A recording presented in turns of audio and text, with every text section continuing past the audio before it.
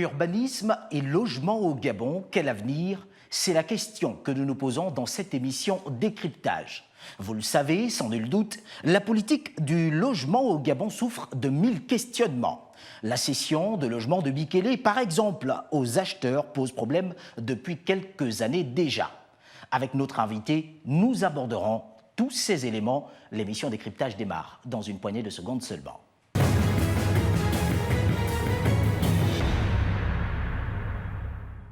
Madame, Messieurs, bienvenue dans cette émission Décryptage. Nous recevons sur Gabon 24 aujourd'hui le ministre d'État, ministre de l'Habitat, de l'Urbanisme et du Logement, Monsieur Régis Imongo, qui a accepté notre invitation. Avec lui, nous aborderons toutes les questions autour du logement, de l'urbanisme et même de l'habitat en République gabonaise. Monsieur le ministre d'État, bienvenue à vous. Merci et bonjour.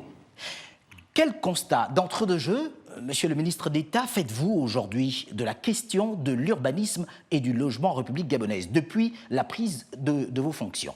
Vous savez quel constat? Ce n'est pas nouveau. Ce constat a été fait par le chef de l'État et par le premier chef du gouvernement. Il est clair que nous avons une forte ambition en ce qui concerne le domaine de l'urbanisme et du logement.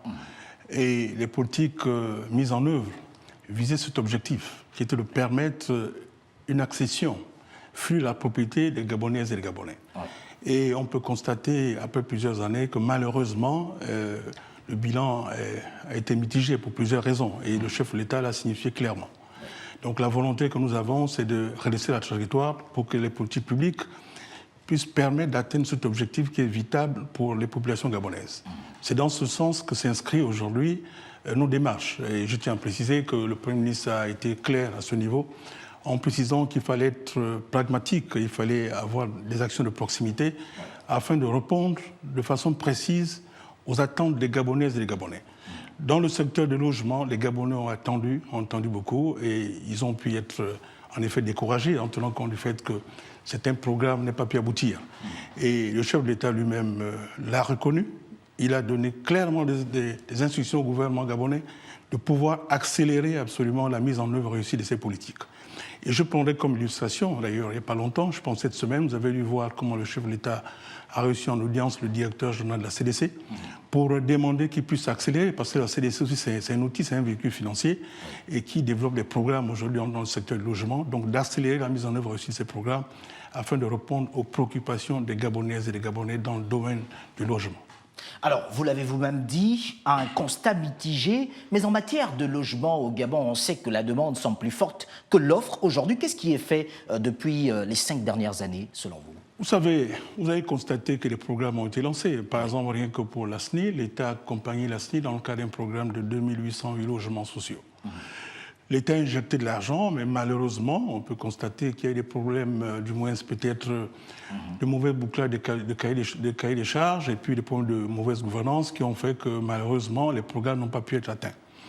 Et aujourd'hui, dans le cadre de ces programmes, la volonté que nous avons, c'est de pouvoir poursuivre ces programmes, de les finaliser, mais peut-être de façon différente, parce que dans un contexte de réalité de ressources aussi, nous ne pouvons pas, du moins, s'injecter beaucoup d'argent pour terminer ces programmes. Dernièrement, j'ai visité certaines provinces. J'étais dans le Moyen-Ogooué, dans l'Angouni, dans la Nyanga et dans le Rollintem. J'ai pu constater ces programmes de logements sociaux en ce qui concerne la SNI. Et la démarche que nous avons arrêtée, le directeur Jean de la SNI, aujourd'hui en train de procéder à cela, c'est de pouvoir convoquer tous les réservataires, parce que les Gabonais ont cru quand le chef de l'État a demandé absolument qu'on puisse avoir ces programmes. Les Gabonais ont cru, certains se sont endettés, ont pris des crédits, ont fait des avances des fonds. Donc malheureusement, 6 ans après, ils n'ont pas eu de logement. Donc aujourd'hui, nous faisons le point d'abord de répertorier ces différents réservataires. Et puis, sur la base de cela, les montants qui ont été versés, nous faisons l'évaluation des logements, en sachant que, de façon détaillée, tel réservateur avait droit à tel logement. Et quel est l'état d'avancement de ce logement. Donc sur la base des montants versés, nous faisons une balance pour savoir s'il reste encore à payer quelque chose. Et là, on s'accorde pour du moins un échéancier soutenable pour l'acquéreur, en tenant compte du fait quand même qu'il y a eu des manquements, en tenant compte du retard observé. Et quand c'est le cas contraire, l'acquéreur a eu à verser plus que la valeur actuelle de la maison, nous voyons comment la SNI peut procéder à un remboursement avec une période plus longue, mais nous encourageons plutôt des mécanismes de compensation, des terrains ou bien d'autres maisons existantes. Donc aujourd'hui, la démarche que nous avons, c'est de vendre en l'état ces maisons, de vendre en l'état ces parcelles, et le fruit de ces ventes, pour les compléments qu'il y a encore, et les actions que nous allons aussi initier dans le secteur de l'eau et de l'énergie, vont permettre de viabiliser ces zones, donc permettre l'accessibilité au niveau de l'eau et de l'énergie, pour que les Gabonaises et les Gabonais bénéficiaires de ces logements puissent continuer à achever en tenant compte d'un cahier de charges précis, parce qu'il ne faudrait pas que, pour une cité par exemple, la maison prévue, c'est une habitation, on puisse maintenant construire un bar, une boîte de nuit. Donc il est clair qu'il y a un cahier de charges, il y a un schéma d'aménagement dans la zone qu'il faudrait respecter absolument pour la suite en ce qui concerne ces maisons qui seront vendues à l'État. Alors, Monsieur le ministre d'État, pensez-vous que ces coûts soient soutenables pour des Gabonais?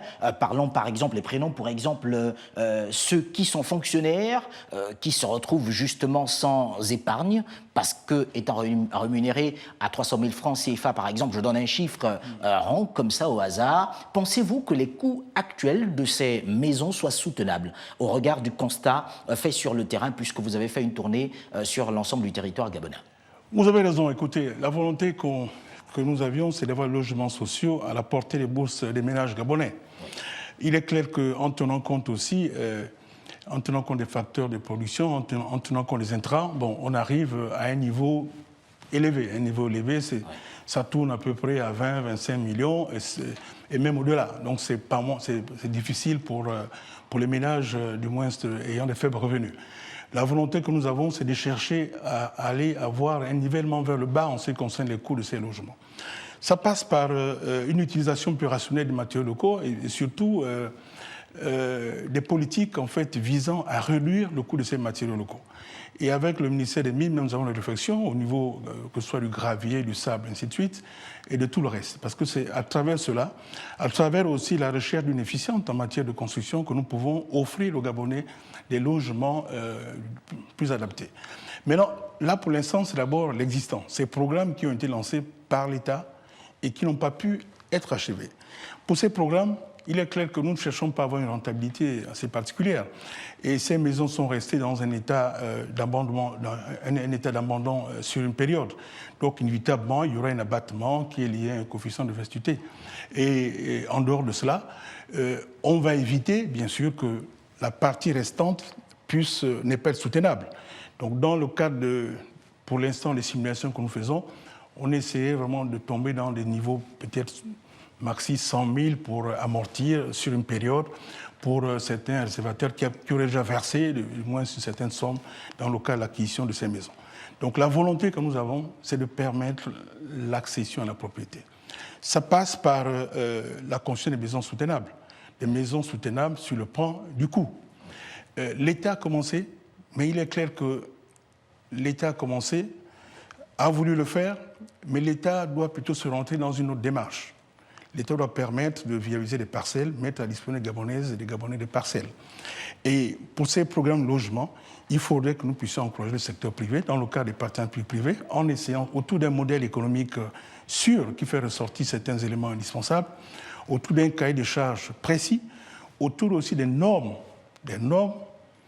qui vont tenir en compte, du moins, la volonté que nous avons, quel sens nous donnons à la maison gabonaise, comme nous prenons en compte des éléments très essentiels pour le chef de l'État, par exemple la lutte contre le changement climatique, exige absolument un type de maison. Donc tout cela doit être pris en compte dans le cadre de la démarche, dans le cadre de la stratégie du ministère. Alors, quel est le constat aujourd'hui, puisque l'on sait qu'en parlant de cette décision du président gabonais Ali Bongo Ondimba, il avait été également question de mettre à disposition des Gabonais des terrains viabilisés, outre des maisons. Aujourd'hui, l'impression qui se dégage, c'est qu'il s'agit beaucoup plus de ces logements, pour certains achevés et pour d'autres inachevés. Mais qu'en est-il justement dans ce projet de ces terrains viabilisés qui auraient été mis à la disposition des compatriotes gabonais? Bon, en fait, il y a eu une partie, c'était des parcelles, c'était les logements, et l'autre, c'était les parcelles viabilisées. Dans certaines localités, il y a eu des parcelles viabilisées. Par exemple, l'Ambaréné, on en trouve, même dans le lointain, il y a aussi un espace où il y a des parcelles viabilisés, qui malheureusement dans certains endroits ont été squattés par les populations dans ces différentes zones. La volonté qu'on a, c'est bien sûr de faire les deux. D'abord, ces logements qui ne sont pas achevés, il faudrait absolument les céder. Les parcelles, il faudrait les mettre à disposition des Gabonaises et des Gabonais sur la base d'une évaluation simple. Et pour les parcelles déjà existantes, mais pour le reste, nous devons continuer dans cette politique absolument d'aménagement. Dans certaines localités, par exemple, il y a des zones qui ont été réservées. Maintenant, il faudrait pouvoir les viabiliser parce que l'État doit chercher à viabiliser ces parcelles, ces zones et mettre à disposition des Gabonaises et des parcelles sur la base des schémas directeurs d'aménagement urbain qu'il faudrait respecter afin d'éviter une création de ghetto qui ne dit pas son nom. Monsieur le ministre d'État, restons justement sur les préoccupations des populations en République gabonaise. Vous le savez, au Gabon, ce qui se dégage, ce serait que les populations s'installent d'abord avant qu'il y ait une politique d'urbanisation, des questions d'adduction en eau potable et l'alimentation en électricité. Aujourd'hui, qu'en est-il? D'abord, cette situation, il faut dire qu'il y a deux responsables. Du côté, c'est l'État aussi qui n'a pas avancé dans le cadre des aménagements, dans le cadre de la recherche du respect du schéma directeur d'aménagement urbain. De l'autre côté, les populations qui ne respectent pas aussi certaines normes. Donc aujourd'hui, la volonté que nous avons, c'est de permettre, à travers une meilleure implication des collectivités locales et des différents acteurs, le respect des schémas directeurs d'aménagement et d'urbanisme et le respect des plans d'occupation des sols.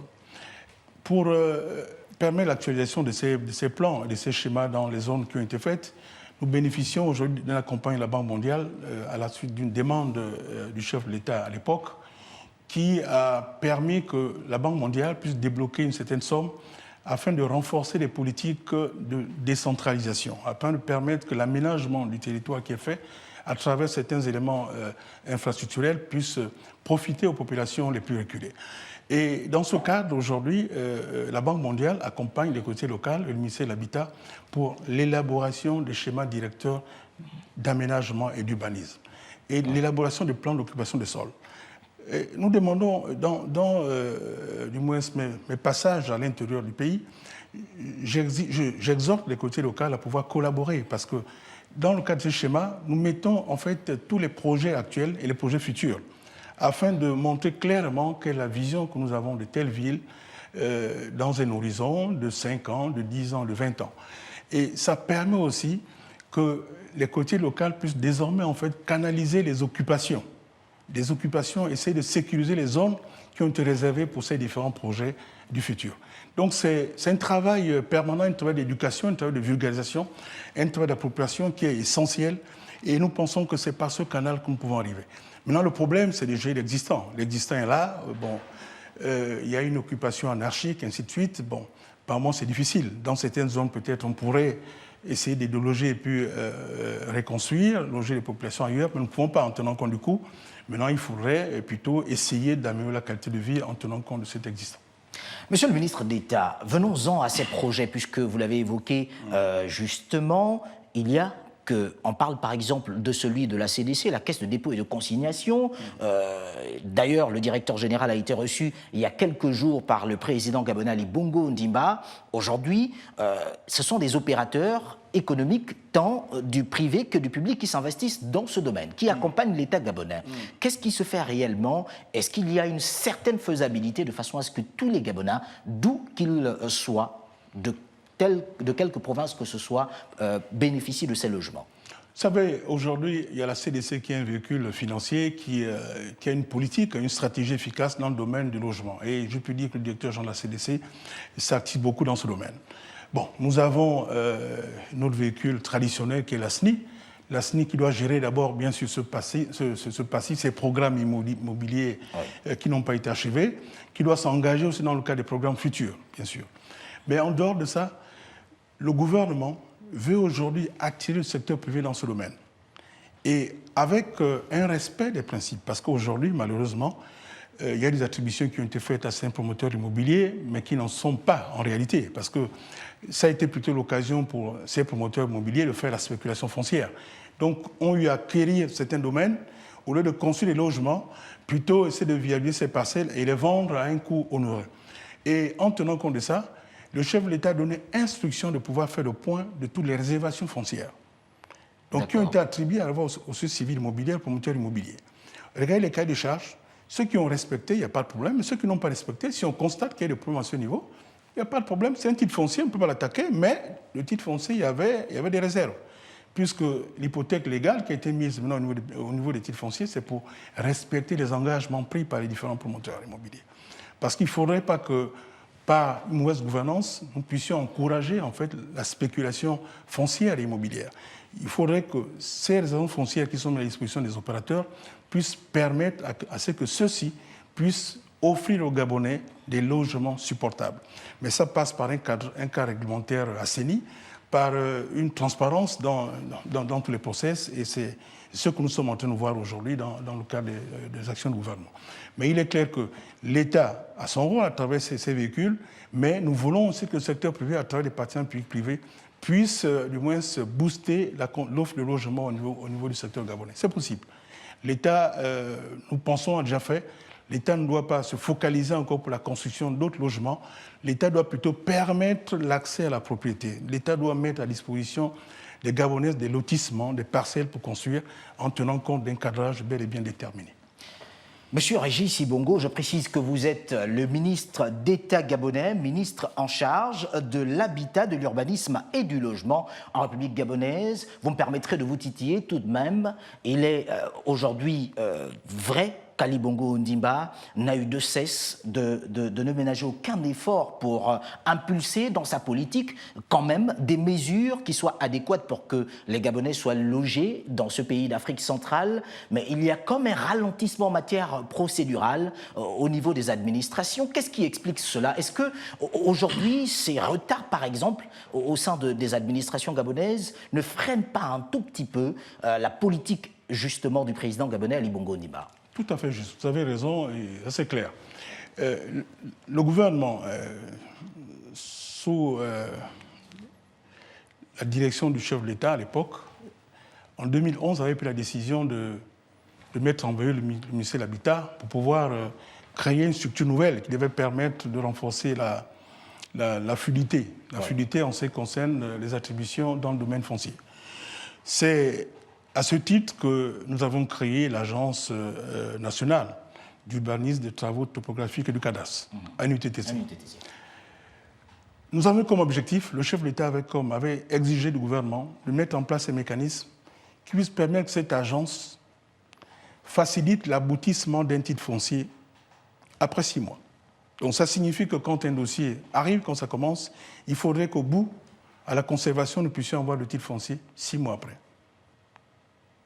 6 mois après. Et aujourd'hui, c'était l'objectif. Aujourd'hui, ce n'est pas le cas. Comment ce n'est pas le cas, mais je continue, ce n'est pas le cas.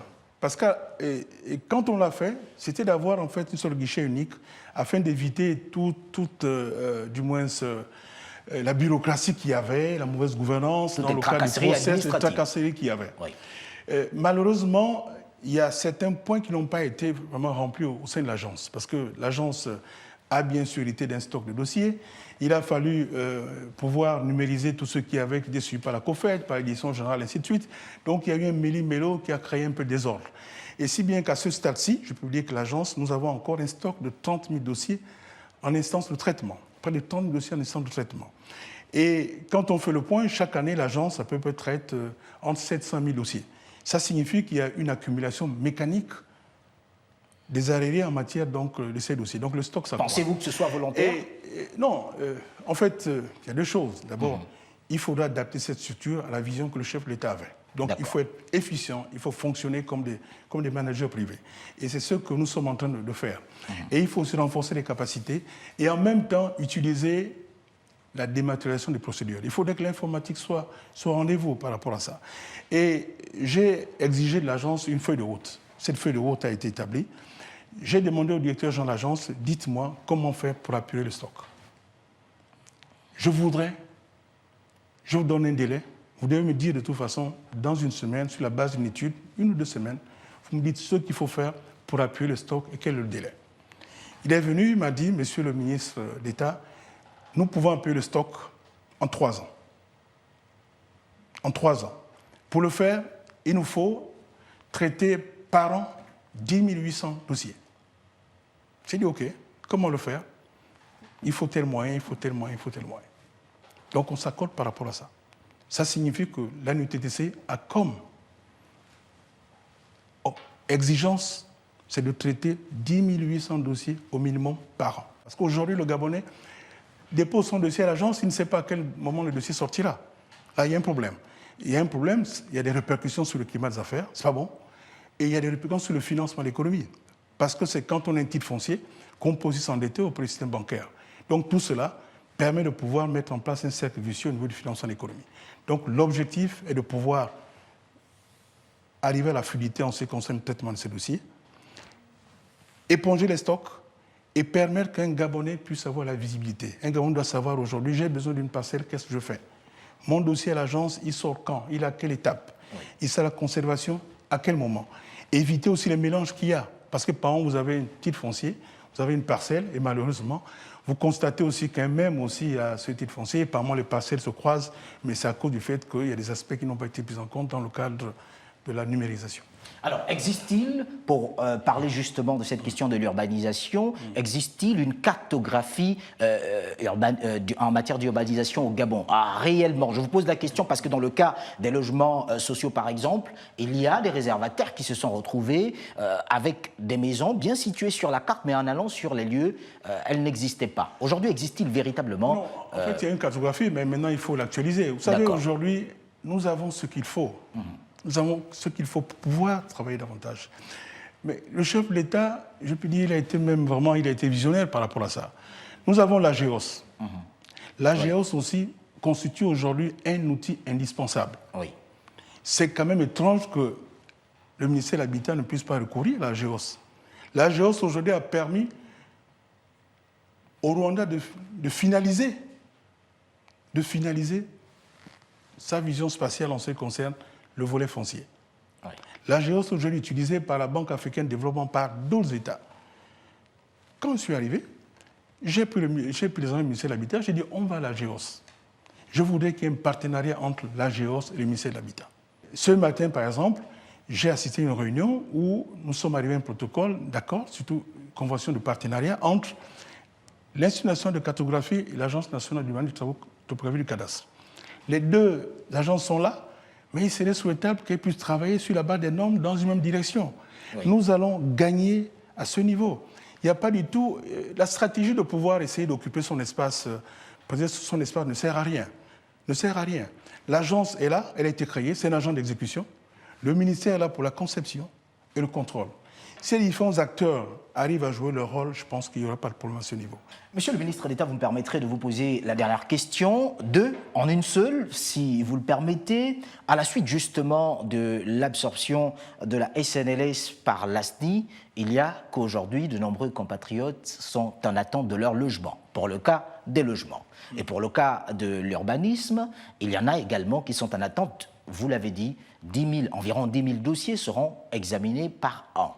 Quels sont justement dans cette procédure le court, le moyen et le long terme? C'est la dernière question que je vous pose. Bon, en ce qui concerne le court terme, pour ceux qui sont réservataires au niveau de la Société nationale de logements sociaux qui attendent la fusion, un travail a commencé. On n'a pas attendu la fin du processus de fusion. Aujourd'hui, le directeur Jean de l'ASNI et mes collaborateurs au niveau du ministère de l'Habitat ont rencontré le collectif de Bikele. Il y a un collectif qui est bien organisé. Et ça m'a fait plaisir. Et même à la cité Alhambra. Ça m'a fait plaisir. Ceux de Bikele, surtout, ça m'a fait plaisir vraiment de pouvoir discuter avec ces jeunes Gabonais qui sont vraiment responsables, qui aujourd'hui ont initié beaucoup d'actions très positives et qui veulent aujourd'hui obtenir leur logement. Ils sont totalement impliqués, même dans certaines possibilités en ce qui concerne l'accessibilité en eau et en énergie.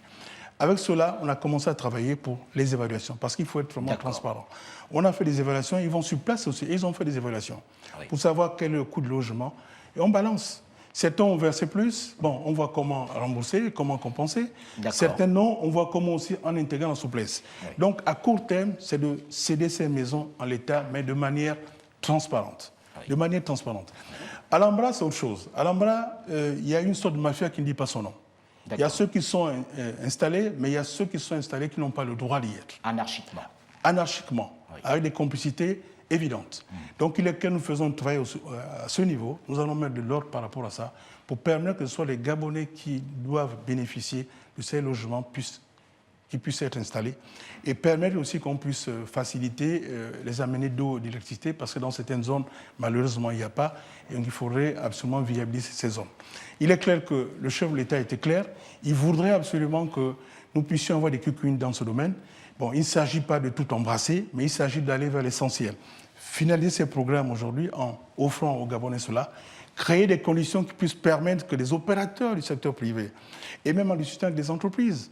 Aujourd'hui, nous avons un groupe, je ne citerai pas le nom, avec une somme en discussion, qui a dit « Monsieur le ministre, j'ai besoin d'avoir un espace pour construire 1000 logements. Une partie, je vendrai ces logements à mon personnel. Le reste, je le vendrai aussi aux Gabonais. » Maintenant, quand on regarde malheureusement l'espace foncier occupé, parce qu'il y a eu des occupations, je dis bien anarchiques, il y a eu des gens qui se sont accaparés le terrain, et il est clair que de ce côté, la mission que j'ai, c'est de mettre l'ordre là-dessus, parce qu'il ne faudrait pas que ce soit l'État maintenant qui plus tard achète les terrains chez les Gabonais au lieu que ce soit le contraire. Et le long terme? Le long terme, plus seulement, c'est que nous puissions nous inscrire dans la vision qu'il y a, dans le schéma directeur d'aménagement et de l'urbanisme. Ça, c'est très important dans le cas des postes. Aujourd'hui, il faudrait que l'évolution de nos villes puisse tenir compte de cela. Merci à vous d'avoir accepté cette invitation. Je rappelle que vous êtes monsieur Régis Ibmongo. Vous êtes le ministre d'État gabonais, ministre en charge de l'habitat, de l'urbanisme et du logement en République gabonaise. Nous abordions pour thème aujourd'hui urbanisme et logement au Gabon. Quel avenir? Merci également à vous, téléspectateurs, de nous avoir suivis. Sachez que l'actualité se poursuit sur Gabon 24 en streaming sur YouTube et Facebook, mais également sur Twitter, @TV Gabon 24. J'aurai le plaisir à vous retrouver très prochainement dans le cadre d'un autre numéro de cette émission Décryptage. Au revoir.